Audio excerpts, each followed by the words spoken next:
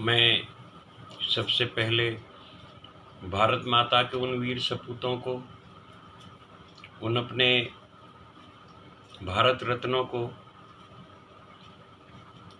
जिन्होंने भारत माता की सरहद पर भारत माता की सुरक्षा के लिए, हमारे सुख और चैन के लिए अपने प्राणों की आहुतियाँ दी हैं, बलि दी है, जो शहीद हुए हैं, उन सबको श्रद्धांजलि अर्पित करना चाहता हूँ, श्रद्धांजलि अर्पित करता हूँ और ऊपर वाले मालिक से उनके परिवारों के लिए प्रार्थना करता हूँ कि मालिक, हे भगवान, उनके परिवारों को कभी कोई कष्ट ना होने पाए, उनका आप पूरी तरीके से ध्यान रखें।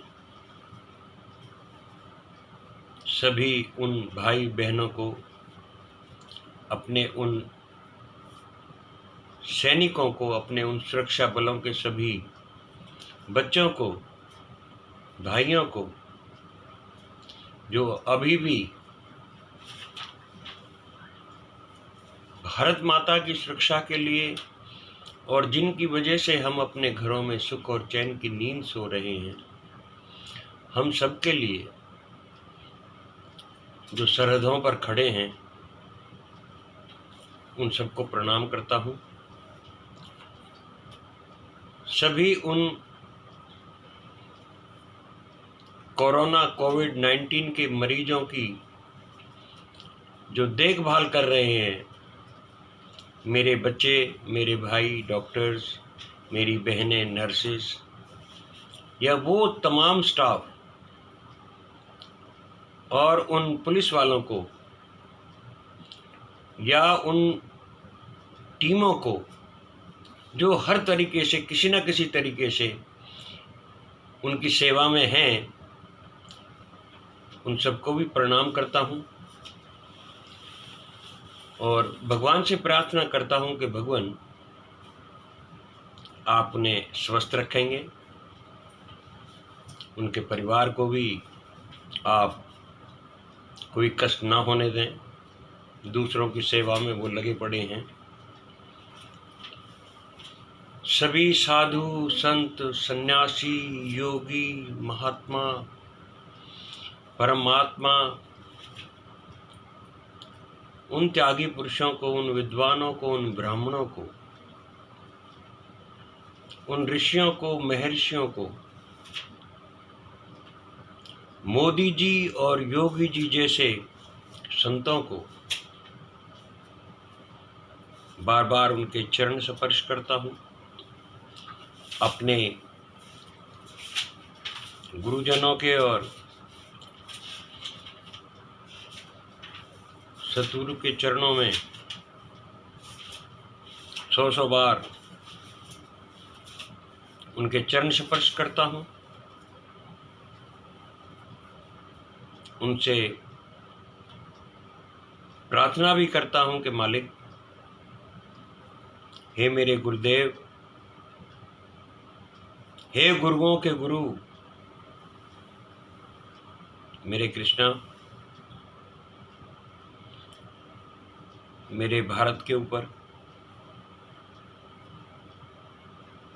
और हम सब के ऊपर जो भारत माता की संतान है, अपनी आप कृपा दृष्टि बना के रखना। अपना हाथ हमारे ऊपर सदा रखे रहना। आप मालिक हैं।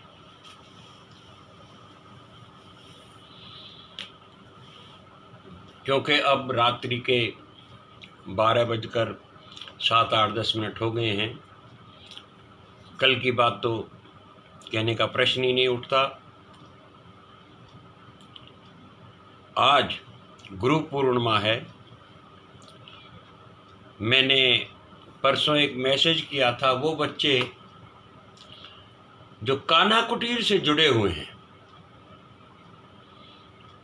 मेरे सभी अमृत अंश प्रिय बच्चों, मेरे शिष्यों, चाहे वो बाल रूप में हैं, चाहे वो बेटियों के रूप में हैं, चाहे वो बहुओं के रूप में हैं, चाहे वो माताओं के रूप में हैं, चाहे बहनों के रूप में हैं, चाहे वो जो जिस रूप में भी हैं, मेरी प्रिय बेटियां, माताएं, आदर के समान बुजुर्ग, मेरे बेटे,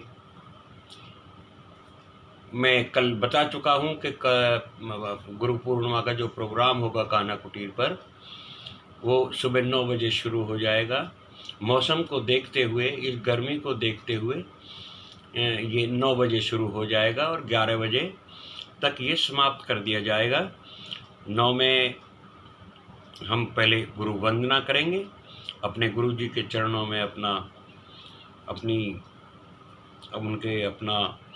प्रेम, अपना भाव, अपनी श्रद्धा, अपनी निष्ठा उनके प्रति हम प्रार्थना के रूप में उनको करेंगे।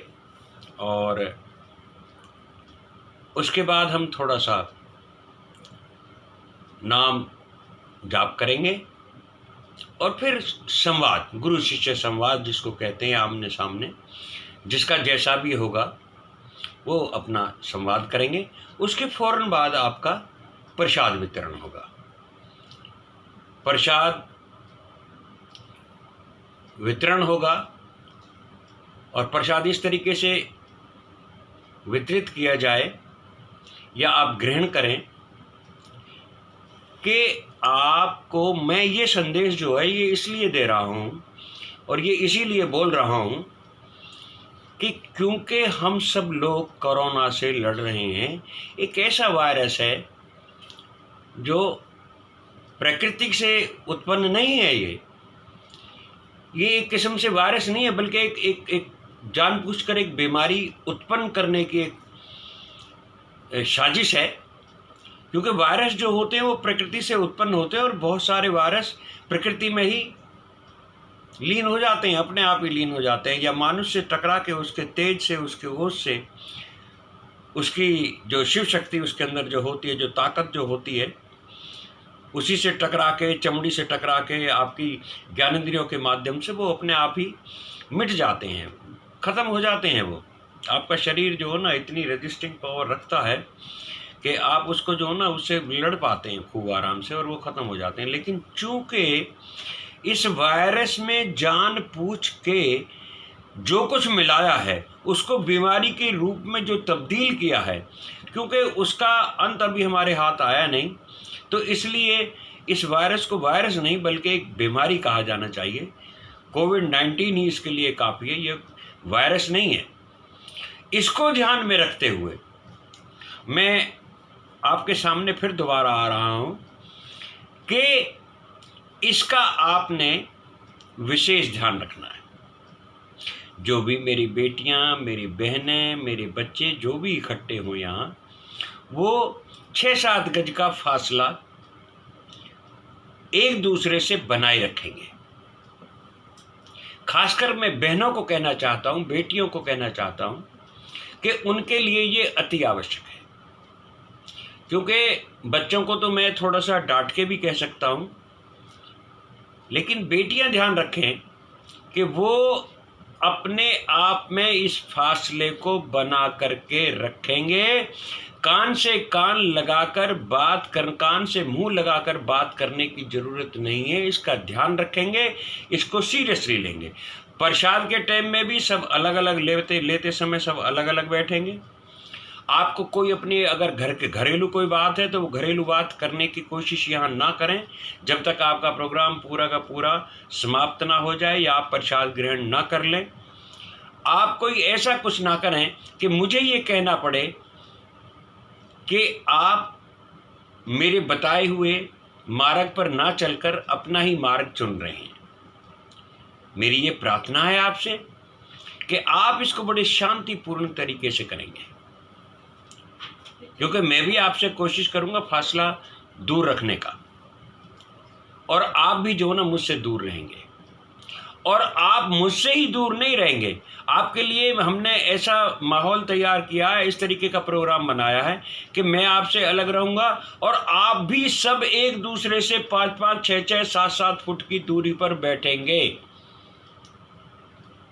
और जो संवाद करना होगा तो फिर एक एक बच्चा जो भी कोई संवाद करेगा वो मेरे सामने 6 या 7 फुट की दूरी बनाकर मेरे से इतना फासला रखेगा और अपना संवाद आराम से करेगा, प्यार से करेगा।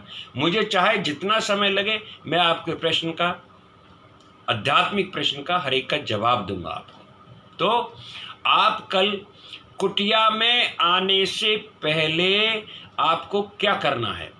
आप टॉयलेट जाएं तो टॉयलेट में जाने से पहले पानी डालेंगे, टॉयलेट में बाहर आने से पहले पानी डालेंगे, और आपके सामने सैनिटाइज़र भी होगा और साबुन भी होगा।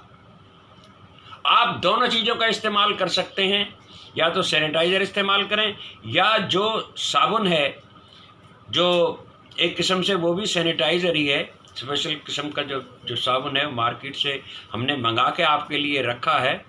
आप हाथ इस प्रोग्राम में कम से कम 2 बार धो सकते हैं, 3 बार धोइए। लेकिन टॉयलेट जाएं तो टॉयलेट को आराम से तसल्ली से इस्तेमाल करें। जाने से पहले पानी डालें और आने के बाद आने से पहले पानी डालें, टॉयलेट छोड़ने से पहले। फासला बना कर रखेंगे, एक दूसरे के कान को मुंह नहीं लगाएंगे, बहुत धीमी आवाज़ में नहीं बोलना, जो कुछ बोलें खुल के बोलें। खाते वक्त जब आप बैठेंगे तो वही फासला बना के बैठेंगे। आप फासला बना के रखेंगे। खाना आपके पास जो आदमी वितरित करेगा वो आपको अपने हिसाब से देगा।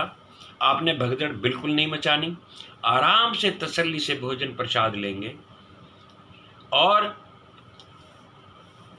इसी तरीके का आप संवाद करेंगे, सत्संग करेंगे।